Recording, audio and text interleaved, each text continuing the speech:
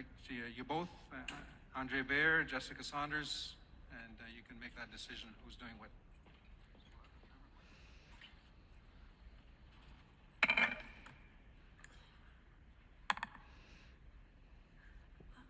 Good afternoon. I'd like to acknowledge the territory we're on and thank those who assisted with the pipe ceremony and the prayer, and thank you for all your contributions.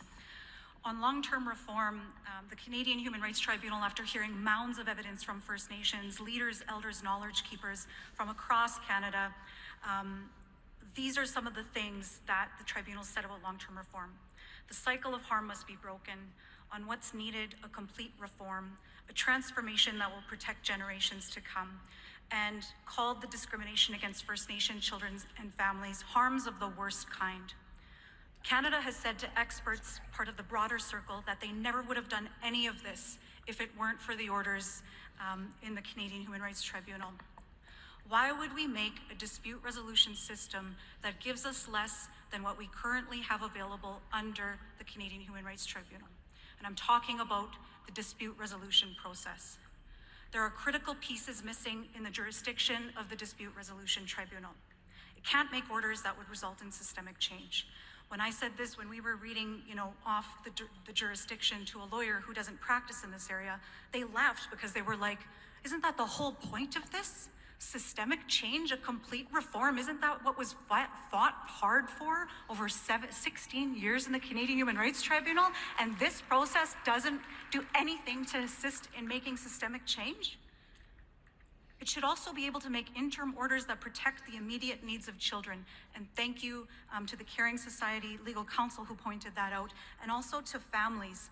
Families have always been kept out of the best interests of the child, and because of First Nations advocacy, we've opened that up to also include our families.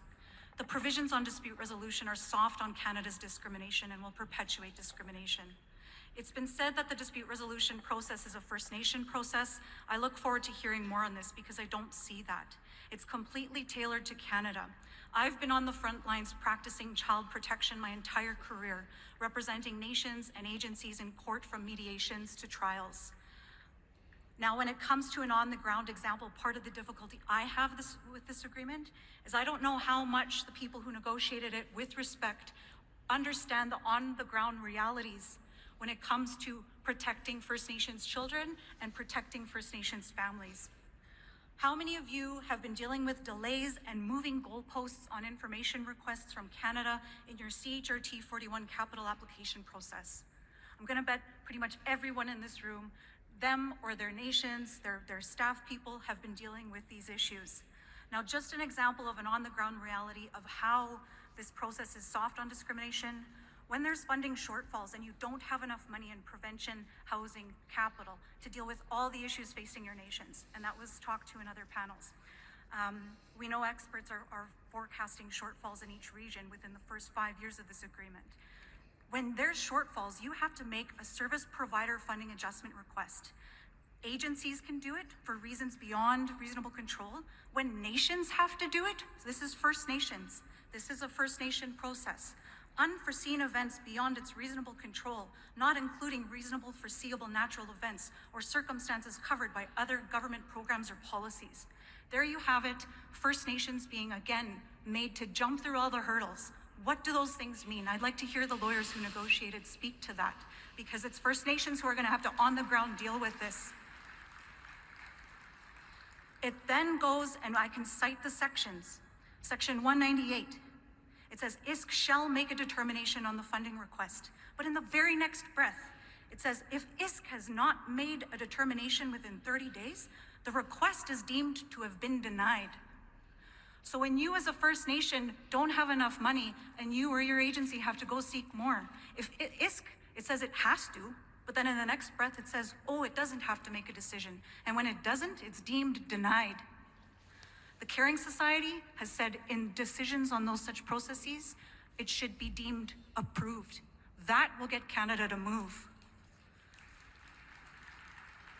Even on urgent requests, even when it's then gone to an adjudicator in dispute resolution, again, a First Nations process, it says that the adjudicator selected by the President, who's appointed by Canada, may consider First Nations protocols, the circumstances of the First Nations.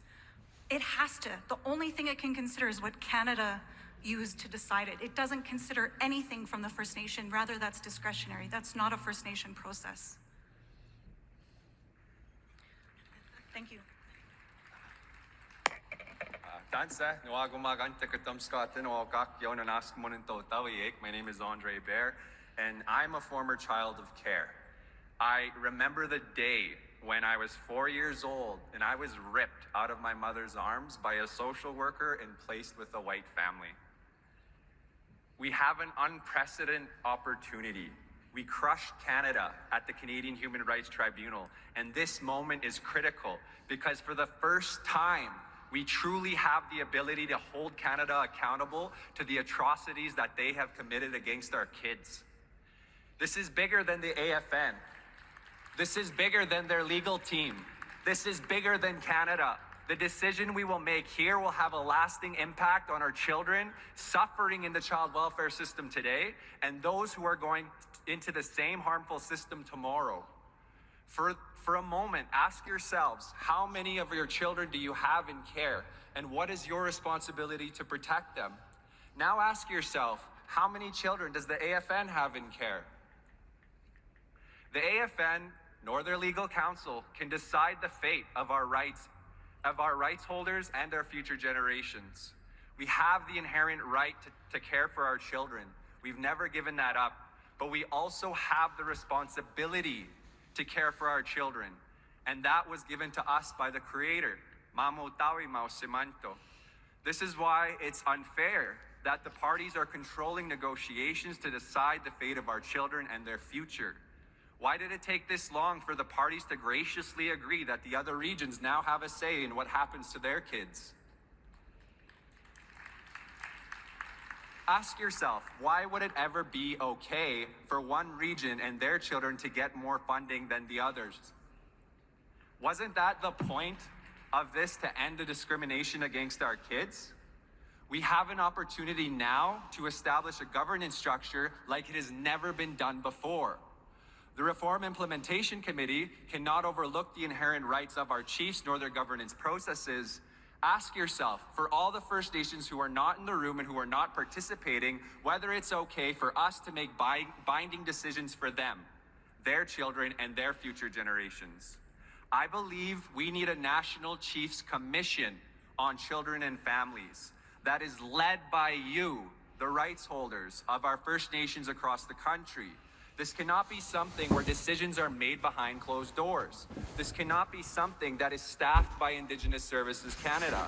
We need a completely open and transparent process where our chiefs can clearly see what's needed to stop the discrimination of our kids for good.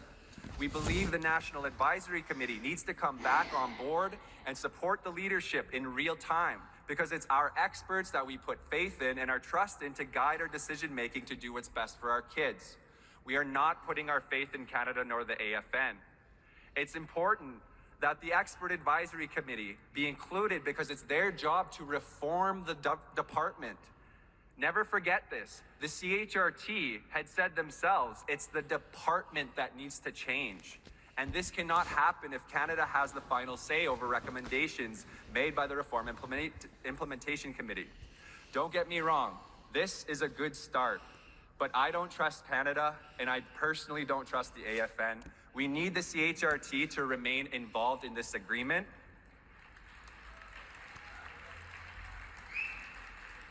We had an unprecedented win at the tribunal. We need to build on those wins to ensure the discrimination of our kids will never happen again.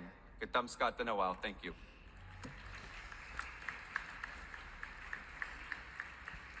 Very good.